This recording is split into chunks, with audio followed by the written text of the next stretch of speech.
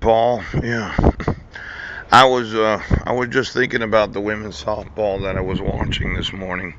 I noticed that women they have very long hair, or at least the teams that I was watching, and they have a type of braid so that their hair doesn't get in the way.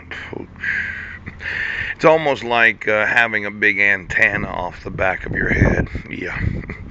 Now I'm gonna have to design some special showers for those that coach women, where they're gonna have to wash the hair of each other, all the hair. Now my thought is that they would not be able to cut, clip, or remove any hair from their body while they volunteer. And they'd have to wear bikinis, two-piece bikinis that are two sizes too small, so they just got a lot of. But they'd have to put their hair in that same type of braid that they use as softball players.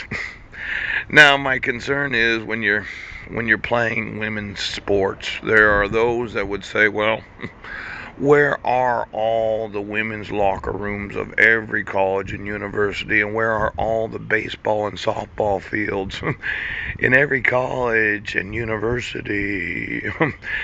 Now, when you talk about hair, just walking around, most women don't have their hair in that tight of a braid. But I'm going to need to know every woman in college, university, and high school athletics that uses the locker room, and specifically uses the locker room before or after practice or when they have games, when they tighten that hair so tight so that when they're playing softball it doesn't come loose. Now, my thought is that, let's say I have a volunteer, right? I'm very attracted to women. Well, I want them to have all these liquids that come out of my body. I'm planning on having a baby and everything. They show them how to strengthen the vaginal muscle. They show them how to stretch while they're in the office. And they have to be on each other. And it could be that some women's athletics has a real strong B. Now, let's say I found out you were using some sort of water sonar in the women's locker rooms, or you had to electrify the field in some way so as to get a hold of their eyes so that you could be on them when they remove their clothing in the locker room.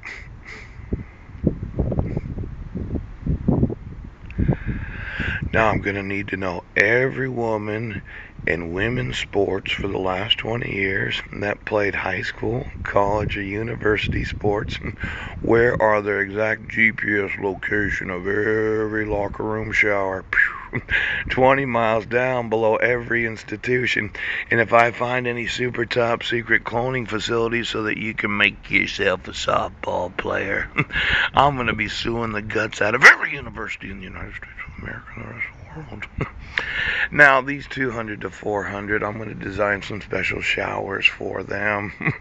And when they wash each other's hair, the body hair, the vulva hair, and the hair on top of their heads, they're going to, well, sexualize each other so that when they put that hair in a tight braid, it's almost like an antenna when they walk through the office. Now I'm going to need to know 20 miles down every woman in sports and any and all systems that have the availability of seeing them while they're taking showers. I want that right now.